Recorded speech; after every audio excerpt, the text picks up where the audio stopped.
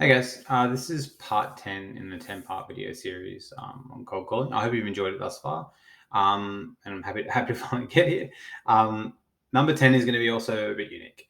So a tip or something that I use when I'm cold calling that really worked for me was just locking myself in a room where no one else was around.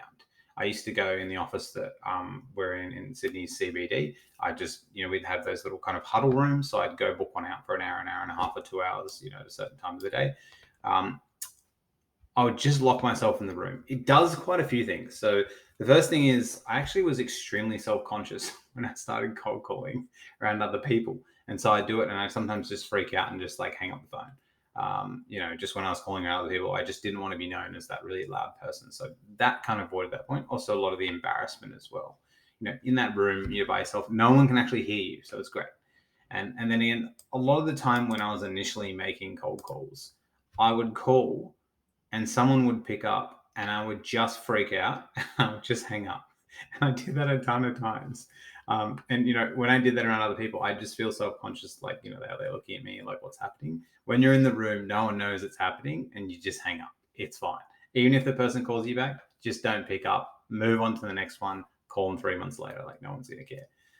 Look, what I'd also do is I'd then not allow myself to leave the room, even to pee, until I, at least made a certain amount of dials.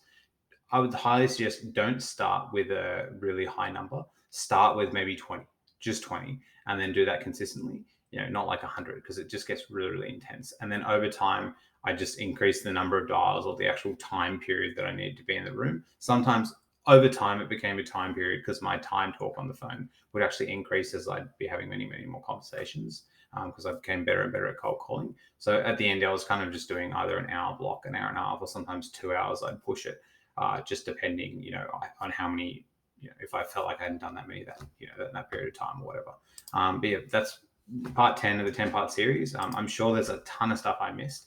And so I'm open to doing, another 5-10-part series. But if you want to comment below on anything I've missed or any other videos you'd like me to do, I'm happy to create it as well. Thanks for watching.